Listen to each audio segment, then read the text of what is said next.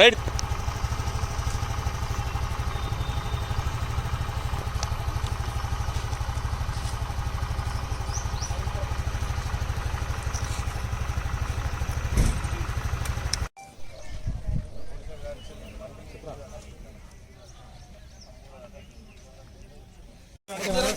Water bottle పడతాయి.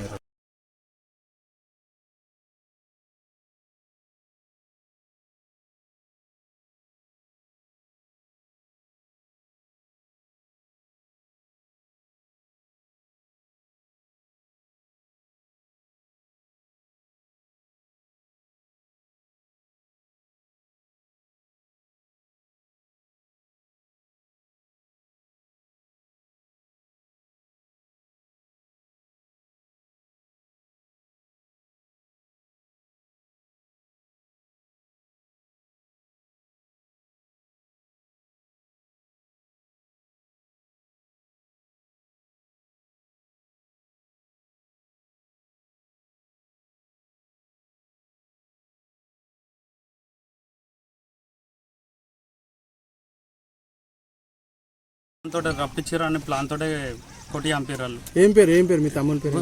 ఉప్పు రమణారెడ్డి. ఏం జరిగింది అని రాత్రి సుమారు రాత్రి కొట్టిరు.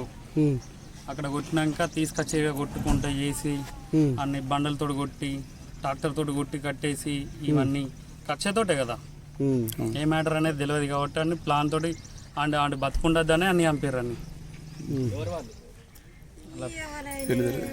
ఎంతమంది? 8 మంది అట. ఏం లేదు, 8 మంది కలిసి చంపారా? 8 మంది అయితే మనకు. నీ పేరేం పేరు? నా పేరు నిరంజన్.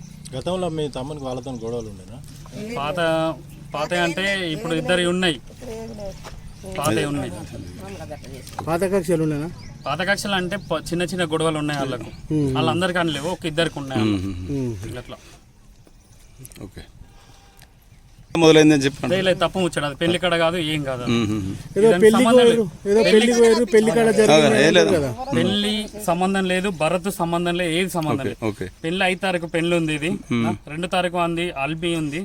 2 తారీఖు నాడు వాడు వేసుకొని వచ్చి అన్ని కొట్టిండు. వాళ్ళ అల్లుడు నీడు కొట్టేయన్ని కథం చేయాలని చేశారు. ఈ పెళ్లికి సంబంధం లేదు, ఏది లేదు. వాడు క్యాజువల్గా అత్తడు పోతాడు ఇంటికి. ఇన్ని కథం చేయాలనే చేసారు వాళ్ళు. కొండగట్టులో నిన్న ఉప్పు నిరంజన్ రెడ్డి అనే వ్యక్తి పోలీస్ స్టేషన్కి వచ్చి గత వారం 2వ తారీఖు వాళ్ళ తమ్ముడు ఉప్పు రమణారెడ్డిని కొంతమంది వ్యక్తులు కొట్టి చంపినట్లుగా అతనికి ఇన్ఫర్మేషన్ రావడంతో పోలీస్ స్టేషన్కి వచ్చి దరఖాస్తుగా అతను ఒక మర్డర్ కేసు రిజిస్టర్ చేసినాము.